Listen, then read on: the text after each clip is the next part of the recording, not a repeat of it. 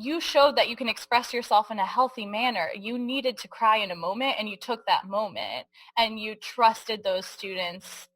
You trusted their discretion. You trusted their the space they'd created with you in that room. You are listening to the Music Ed Mentor Podcast, where we teach music educators how to build, manage, and grow thriving school music programs and have long and happy careers. I am your host, Elisa Jansen-Jones, and today's episode is not about online learning or virtual teaching or anything related to the pandemic situation. In fact, this interview was recorded months ago before the pandemic was even a thing. The truth of the matter is that with as much change and innovation as we're going through in music education right now, and no matter how unsure the future may seem, some things stay the same. We are still student-oriented. We still have our directive to teach them music. Only now we get to explore all the many new ways to do so. We still have to find ways to be encouraging, to connect with our students, to meet their emotional needs if we can. We still need to create lesson plans and materials, select repertoire, plan for financial things, which is probably more important now than ever before. We still have to do public relations, and again, it might have to be our focus for a while. We still need to do almost all of the things we've always done while keeping in mind that we're going to want to maintain all of the in-classroom skills so that when we go back, however that looks, that we haven't missed a single step. Fortunately, most of the content of the Music Ed Mentor podcast fills this need exactly. It's the kind of skills you're going to need regardless of your teaching situation, and this episode is no different. My guest today is my dear friend, Mia Ibrahim, and we're talking about something that may hit a bit close to home since we're teaching from home. Now, it's time to get personal with your students. Or is it? Today, not just how to get personal, but how to know when to be transparent with them about who you are outside of your music classroom, and how this can affect your relationships with your students, with your colleagues, your administration, and the community that you serve. Mia is a queer person of color, or a QPOC, who teaches in the South Bronx. She resides in one of the poorest districts in the nation. She volunteers with a myriad of organizations in her spare time. She lives with her partner and their wonderful dog, Charlie. She plays post-collegiate lacrosse and is principal clarinetist and orchestra manager of the Downtown Symphony in Manhattan. You can probably guess the wealth of experience she's bringing to our metaphorical table today. I'm glad to have her as our mentor. There is one thing we have to mention that has to do with the pandemic, or maybe two things. So let's get through it before we hop in with Mia. This episode is brought to you by one of the leaders in online music education, Smart Music. Smart Music is committed to helping you maintain your students' education in the face of the COVID-19 pandemic. For schools impacted by COVID-19 closures who do not already have a Smart Music subscription, they are offering free access through June 30th, 2020.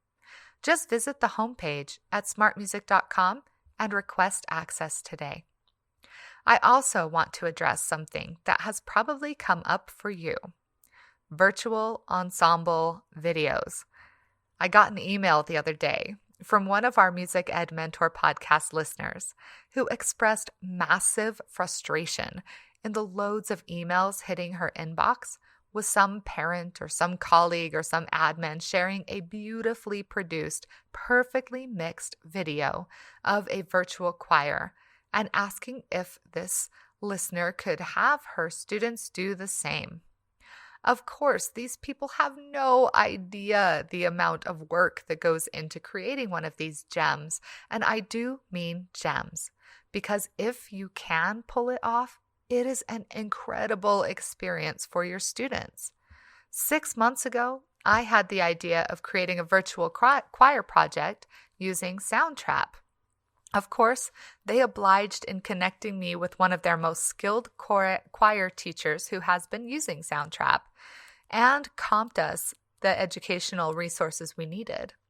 I engaged my friend and former podcast guest, Bruce Rockwell, to create a song for us, which he did, with custom lyrics from his lyricist and a beautiful arrangement for a 4-part choir. Since we did audio only, we used a lyric video, keeping it simple. When I first heard the final product, I thought I would cry. These singers were from all over the world, and here they were, voices blending in perfect harmony, singing a song that had never been heard before. The only time this song has been performed is through this virtual choir video project. Does that make it any less valid?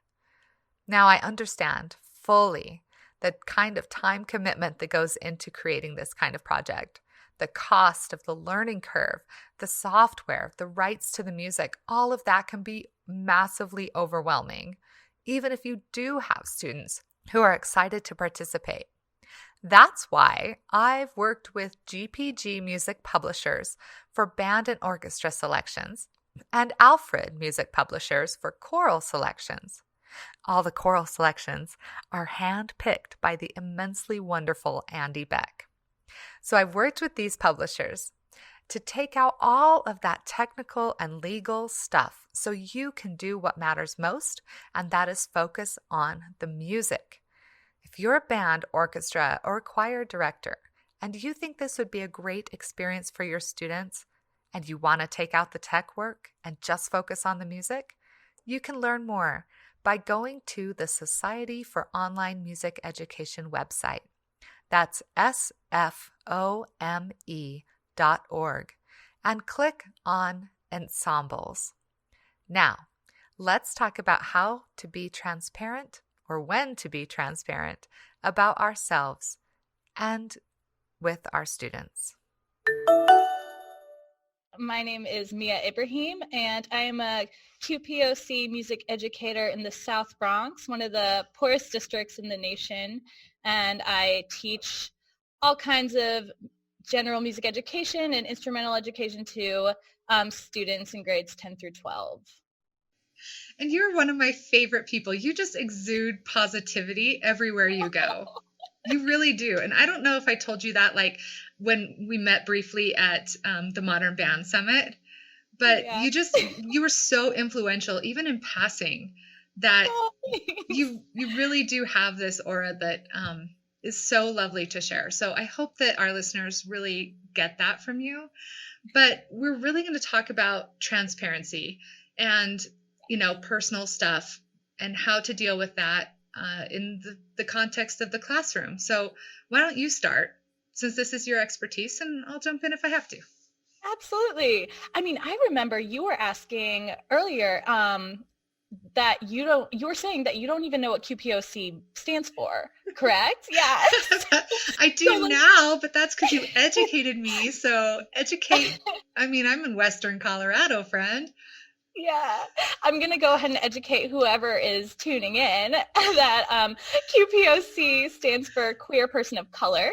So it's kind of a term that has come to encompass this huge marginalized group that is, at the intersections of coming from a different culture or background, as well as being a queer person. And I am lucky in that I have always been an open book, like with my peers, with my family, with everyone around me, whether they like it or not. And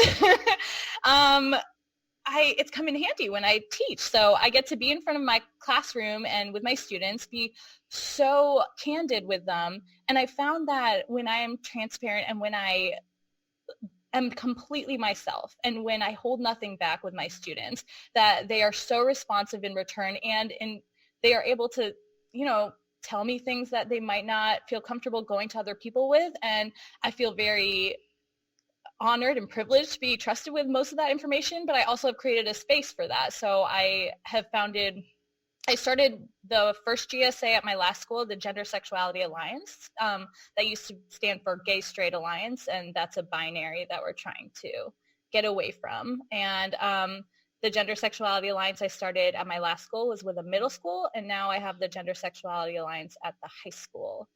And I would just work to create a safe space, especially in the South Bronx, for these students who really don't have a safe space at home to come out and be who they are and be themselves. And there are students who are queer, trans, gay, bi, every letter of the alphabet, and they need somewhere to go, and they need someone to hear them out and talk to them and understand them. And I find if I'm transparent with them, I get to be that person, which is great. So I come from an extremely opposite end of the spectrum. So I was raised in Utah, which is one of the most conservative states in a lot of ways. Yeah. Definitely one of the most, what's the right way to say, that there weren't a lot of people of color where I grew up, nor throughout most of my education, nor where I live now. I think at the school where I last taught, there were 3 Black students. 3 in the entire school. Wow. And yet the school where I taught had more diversity than the public school where my own children went to school. So diversity is this beautiful, wonderful, interesting perspective. But when is it okay? Like, how do we, test the waters of the culture that we're living in to know when it's okay for us to say these personal things about ourselves?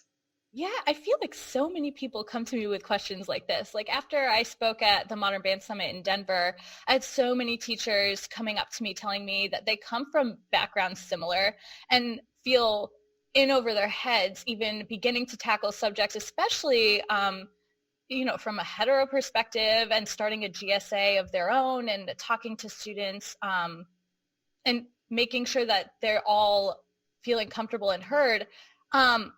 And to that, I say, like, heck with all of it. Like, as long as you've educated yourself and you're open-minded, there is nothing you shouldn't feel comfortable, coming to your students with. And, offering a space is offering a space. Like, that's not going to be a negative thing or a bad thing ever, right, in my opinion. So even if I started a GSA and 0 students showed up, I would be happy as a clam knowing that, like, kids at least are aware that there's a space created for them. And, as far as diversity goes, and as far as people from other cultural backgrounds that may not feel like they're a part of a community as school, I mean, addressing it and talking about it and being open with those discussions and answering questions, no matter how uncomfortable they are or they may be, is important. Like, if we're not willing to help with that dialogue, kids are going to go off and just talk about it on their own. And we know how those conversations go sometimes. If you're willing to, be a monitor to that, and, even if someone brings up a subject that you're not quite knowledgeable about, you can say, hey, let's talk about it tomorrow. We can unpack it next class period. Absolutely. I have kids ask questions, and I say no question is a stupid question, and I truly mean that, because I think some teachers say that, but then the second they're asked about, something maybe potentially personal, they say inappropriate, shut it down, goodbye. And I just try to teach them, like, appropriate ways to ask the things they are already curious about or already upset about. So I have a couple more questions. Yeah. I'm going to have a lot. This is like a counseling session. You're like my counselor. Okay. So first of all, if the gender sexuality thing isn't a big deal at our school, but there's something else that maybe is, like bullying or, blending of cultures or whatever it is, how do we know when it's time to take that initiative? Should we really care about our students at that point to know these multifaceted elements to their lives enough to recognize where there is a need in the first place? Shouldn't we just show up and do our job and leave? Nowhere in the job description for music teacher does it say, and provide a safe space for students to talk about things bothering them. Well, what we're doing is so insanely vulnerable, right? Like, we're music teachers. We're asking students to sing in front of other humans. Like, oh my gosh. we're ultimate um we are the ultimate coaches of vulnerability. So like, if we're going to ask students to create music and be in this like space creating with each other, I think it only serves us to like understand our students and understand where they're coming from and their backgrounds and their cultures and home life and everything else. And I think the more they're able to share that with us and their classmates, the more they're going to feel comfortable sharing other musical ideas and creative ideas in the classroom. At least in my experiences, is how that goes. Yeah. So, I mean, we ask our students to compose, right? That's part of our NAFME standards. Having our students create music on their own is important. And when we ask them to make lyrics, I mean, it's your prerogative whether you want to guide them and tell them the exact topic. We're going to make lyrics about grocery stores, or you can say, whatever's on your mind, please write lyrics about that.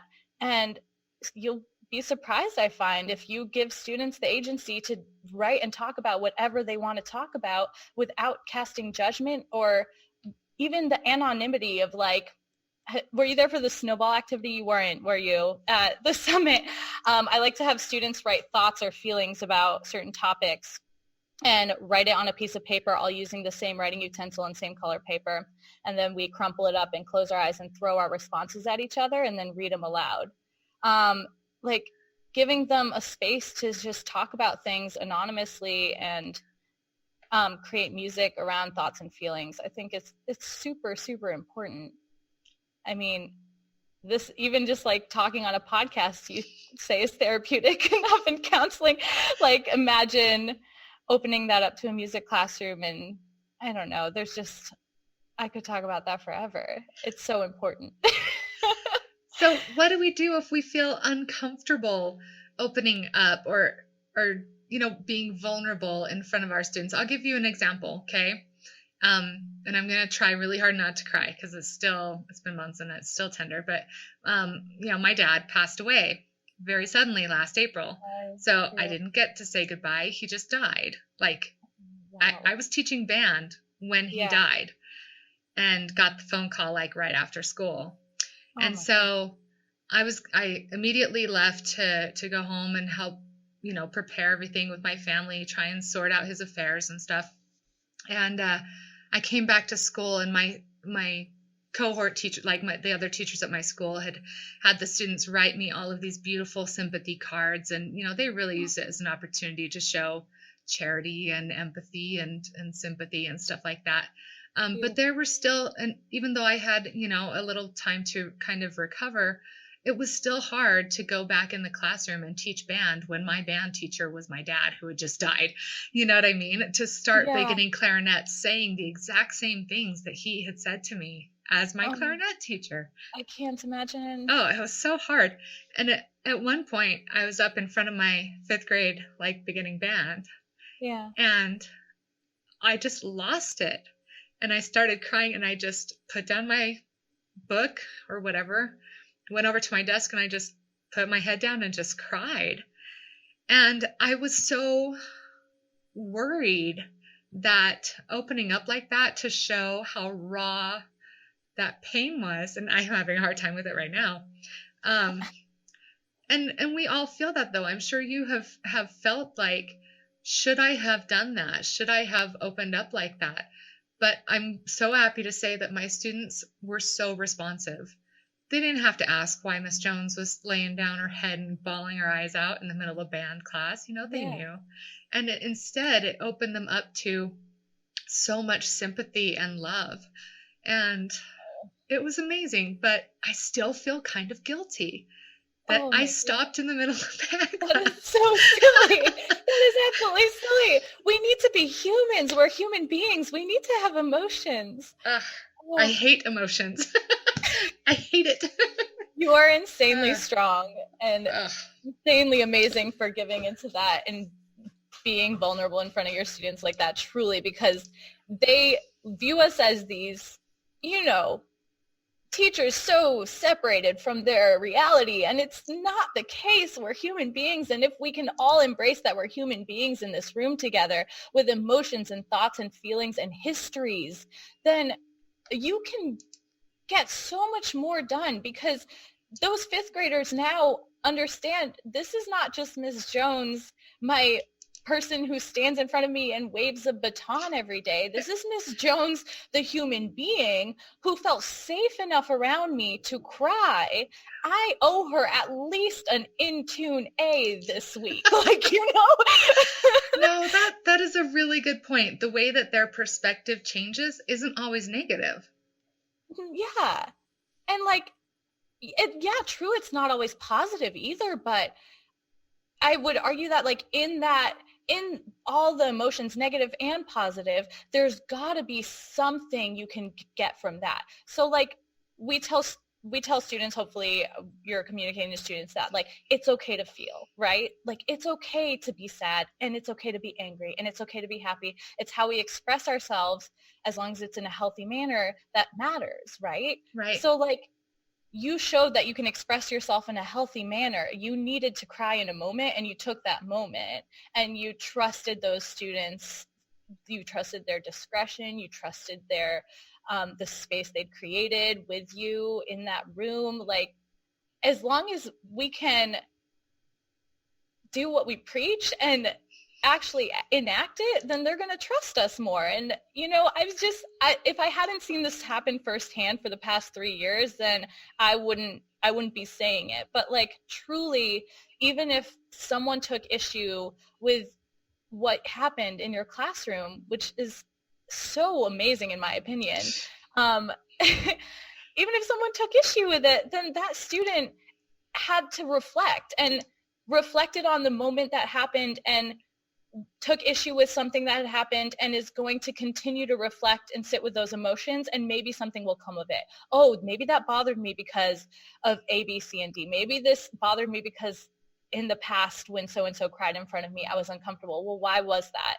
You know, we're giving them a holistic education. This isn't just like play a quarter note incorrect, that's the wrong rhythm. Like, this is more than that. You, We're teachers. We have to be with them every day. the students who showed me the most sympathy in loss were the students who had lost parents themselves. I had this one set of twin boys, and I was at the same school for 4 years, so they grew up with me. You know, Yeah. I was their one teacher that they had all that Oh, time.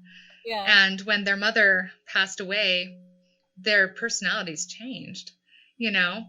But when Yeah. I came back from losing my dad, they were the ones who were so, so deeply sympathetic.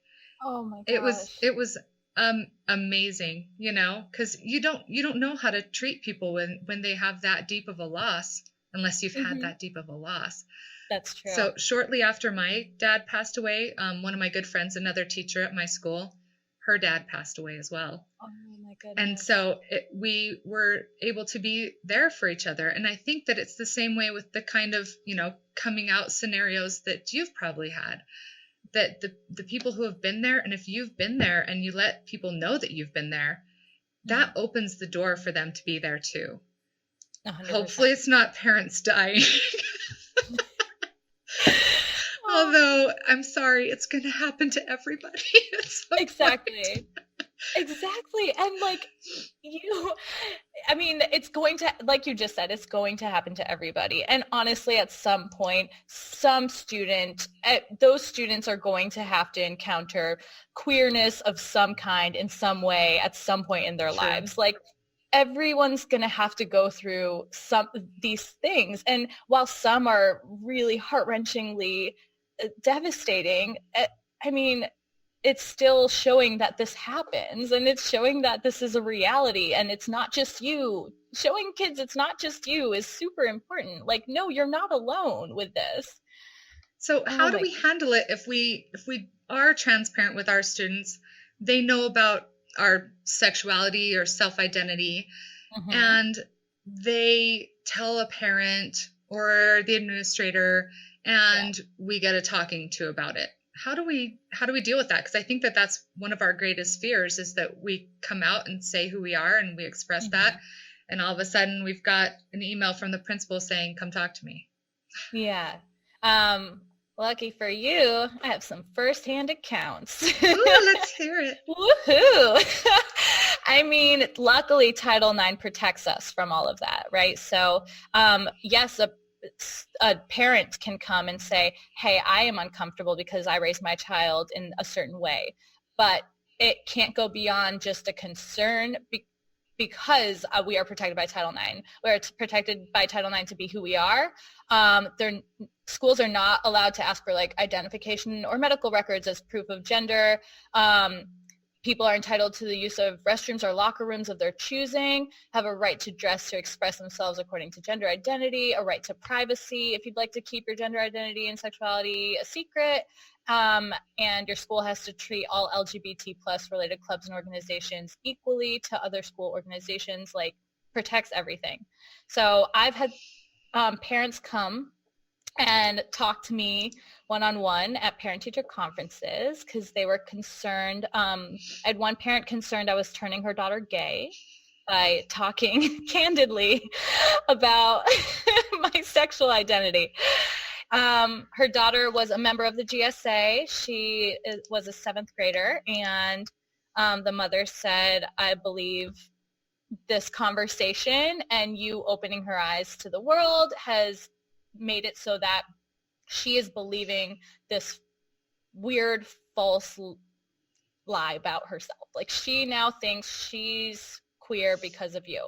So I had to sit down with the mom and unpack it with her, and I exhibited patience. I heard her out, and she banned her daughter from coming to the club ever again. However, if it's a school organization and it is happening during school hours, that daughter in the New York City Department of Education does have a right to attend the club of her choosing. And since LGBT plus related clubs must be treated equally to all their school organizations, her daughter still had every right to attend. I did have to obviously give in to the mother's wishes of the correspondence and chatting with her about, your daughter does want to continue attending and everything else. But, you have to calmly explain to a parent how sexuality works and how gender works and how brain chemistry works and how neurons work and how I can't turn it off and on. And your daughter, if that's who she is, cannot either. And it's something you're born with. And I didn't realize it till I was 25, but that happens. You're not going to wake up knowing it right away. And even if you're exposed to it, even if you have a GSA at your school, you might not necessarily understand this thing about yourself. And that's why it's so important to create that space. But parents are going to take issue with it. I'm sure you've seen the headlines, teachers have been fired over stuff like this. And luckily we have people in this world who know that that's a problem, and they will take your case. And there are lawyers who will take your case and say, this is not okay. It happened in Texas, that lawyer stepped right up and said, no, this isn't happening. You can't just fire a teacher for talking about her wedding. She's saying she got married.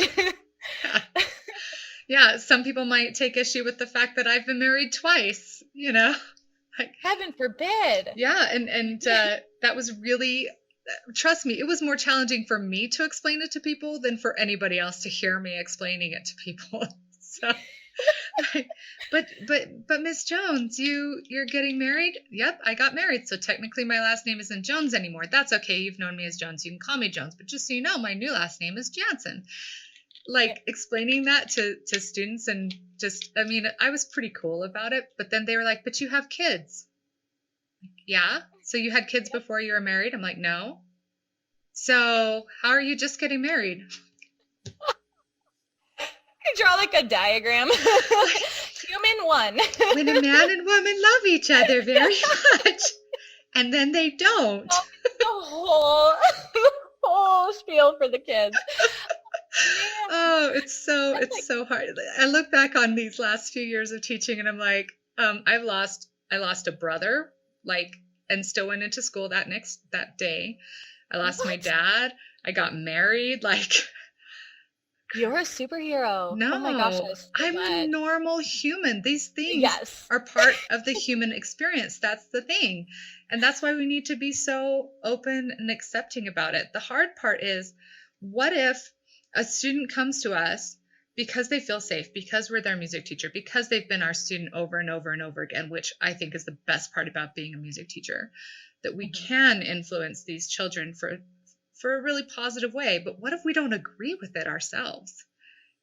Yeah, that's also a tough one because like there are everyone has a point in which they, I guess, a breaking point. I'm not positive. I mean, since I'm just as like open as they come, I have trouble, being empathetic to that, but I do understand that like people, first of all, don't have an understanding of certain concepts and identities. And I mean, did you know that you can express your gender identity as soon as you're able to coherently speak? So like, if a teacher's approached by a first grader who says, today I'm a boy, like they might not give Katie that chance. And um, so there's the understanding and like maybe agreeing with certain lifestyles. I understand that's where some people are coming from. Knowing that you have someone you could refer these students to, like a counselor or someone who does understand at least where the students are coming from, is super important in those cases. Like you've created this space where a student feels safe enough to approach you. You at least owe them um, a conversation with somebody who's going to be there and understanding and open to it. I mean, speaking of your divorce, right? Like, I don't think we teach kids enough that, like, you need to stick up for yourself in a relationship, and ending one that's unhealthy isn't the end of the world. Like, we don't talk about that candidly. Yet, in my classroom, that's a topic of conversation quite often because a student answered her phone yesterday during my final and said, oh miss, like I gotta take this, it's my annoying ex-boyfriend. And I'm like, you don't have to answer any call. And we had to unpack it in the middle of a final. Like, any man who's forcing you to answer calls in the middle of a final is probably not a man worth having around. Well, it's so funny, the whole divorce thing too, because like half of us get divorced at some point, people. Exactly. Why is this any kind of stigma anyway? And Right? the really cool thing is my ex-husband and we're still friends. Like, I mean, I love we're that. not like hang out and watch the football game kind of friends, but we're like Yeah. family Jeep trip kind of friends, you know? And Yeah. I conduct our community band and he plays percussion in the I community love band that I conduct. that. Amazing. And so it's really funny that, people know that our kids are also, a couple of our kids play in the band. They play tuba and percussion. And Uh-huh. so I call him like Trinity's dad and he'll call me like Trinity's mom. And yet Stop. we're with different people. It's hilarious. But I love come on, that. let's move forward, people. So I love that. how do we react if one of our students, we're transparent about it. I'm like, yeah, that's right. I have been divorced, Mm-hmm. and yes, maybe your family doesn't agree with that, or you don't understand that, or why that could happen, or that I could still be on good terms with that person. Mm-hmm. Like that's on you to have to figure that out. But as a teacher with a student, how do you how do you talk to them about that when they confront you so directly and say you're evil or you're wrong for Oh, being the way I that have you had. are? Yes. Yeah, yeah, yeah. I've had that so often. Yes. Especially, teaching in the South Bronx where a lot of my students do come from, um, these other cultural backgrounds that, their home life is going to look a little different. We trust students so much in the classroom to make choices and decisions and inform themselves with other things, right? Like, okay, you can choose which instrument you play, and I want you to decide what how you're going to play this eighth note pattern. How does it work for you? And we trust them to make these small decisions, and we know if we give them more trust and we give them more tasks and give them more responsibility, oftentimes they rise to the occasion. So I like to view it the same way with this type of thing, right? Like, I have a student who is vehemently against my lifestyle choices, I suppose you'd call them. And my girlfriend often comes in and does help me teach my class sometimes. And he's told me that he's, uncomfortable with the topic. And I ask him, every time he brings up concerns, I ask him, okay, you're bringing up these concerns in front of the class. Would you like to discuss this now in front of the class? Or do you want one-on-one time with me to talk about it with me? Because I think it's something you want to talk about because you're expressing yourself right now. But I don't know if you want it to be in this public of a manner. And oftentimes he's okay with discussing it as a class, which is helpful for me because his classmates then get to chime in and say, hey, I have a trans friend, and you saying that I had a student, he said he would kill somebody if they quote unquote lied about their gender, because I don't think he quite understood that their true gender identity was just different than the genitalia they were born with. So I had students, speak up and say, one of our classmates in our other classes transgender, and let me explain this to you. And I just sat back and drank my latte and enjoyed the conversation. By the way, listeners, if you're playing Music Ed Mentor podcast bingo, that's the first time we've heard the word genitalia on the podcast. You are welcome. Oh man. I was going to ask you about like swearing and so many other things before this too. And I'm like, I'll probably take out any swear words. Have you ever heard this whole thing? And I want to hear your take on it, that you don't have to like what the person does, but you can still like the person. Ooh. So I don't smoke. I'm very adamant against smoking, of course. And like all musicians, should be, in my opinion, very against smoking. Okay. Not to alienate all of you smokers. I have really good friends who are professional musicians, music teachers, collaborators of mine. They came over for dinner one night, and then they went out in our backyard and had a smoke. Okay. And this was after the wife was teaching my son how to play the Mario theme on the marimba. Like, it was really a good experience for him to have that kind of attention. And they have like a band that we go and see play on these big stages. So it was really cool. And so one of my kids came up afterward and they were like, so why were they smoking? And I said, well, they smoke. Well, does that make them bad? And I was like, no, don't you like them? Aren't they good people? Like, you don't have to like the fact that they smoke. You can still like the person. Yeah. So, have you ever heard of that approach working? Yeah. I mean, confirm my mom skills here. Let me validate you. Yay! On today's episode, I'm going to validate every parent. I would say that, you don't have to like what somebody does and still like the person, but with that is what they are doing harming themselves and harming others, which in the case of smoking, you happen to choose something that technically is. And since it's not like a direct like stabbing of my friends kind of harm, then I would say there's gray area there. But when it comes to the concept, when it comes to gender and sexuality and culture and all these other things that you're born with, that you can't help, that you're born into, and are clearly not harming anybody around them. It's when you're choosing yourself to do something that is not harming anyone around you, I would say in those cases, this definitely comes into play, because you don't have to like somebody's lifestyle choice. You don't have to like somebody's partner choice. You don't have to like somebody's way of life, but you can still like that human being and who they are, because I'm sure there are plenty of people who go against your grain but still are doing good things in this world. I would say it's a matter of good versus evil at that point.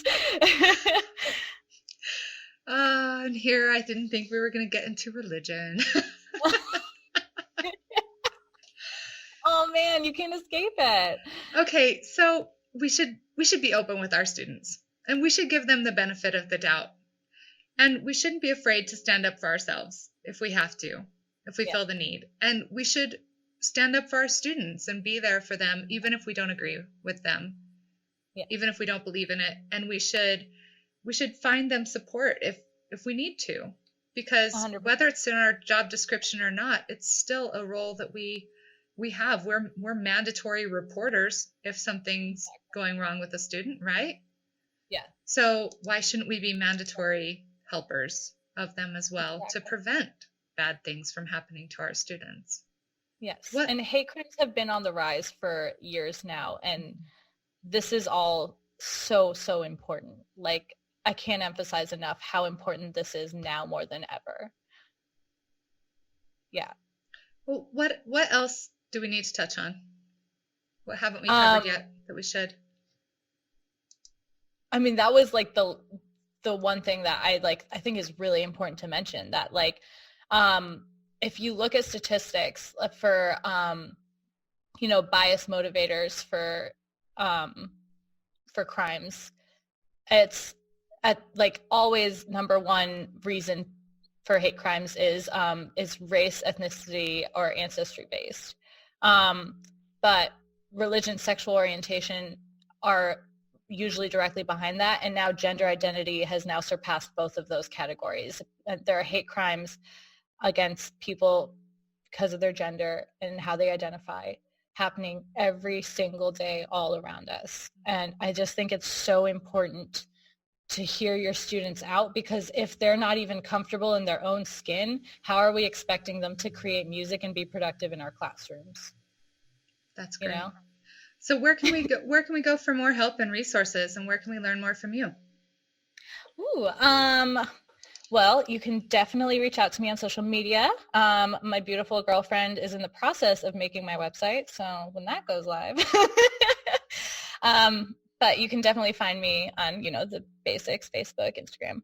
And I am involved with many organizations. I volunteer every week, or I try to go every week, to the Sylvia Rivera Law Project. They do wonderful things for the trans community, both in the free world and incarcerated. As you can imagine, identifying as a gender different than the sex you were born as is really difficult, and especially complicated when incarcerated. And a lot of people are being placed into prison systems that are not reflective of who they are, and they're being discriminated against, harmed, and placed into solitary confinement. And right now there are no restrictions on solitary confinement, at least where I am. And we're trying to get that down to 15 days for inmates, because it's almost inhumane. People are trying to go to solitary almost to stay safe. Yeah, it's not almost inhumane. If you've learned anything about solitary confinement, it is extremely inhumane. It's super inhumane. I just didn't want to rustle any feathers. Oh man, I've deviated so much.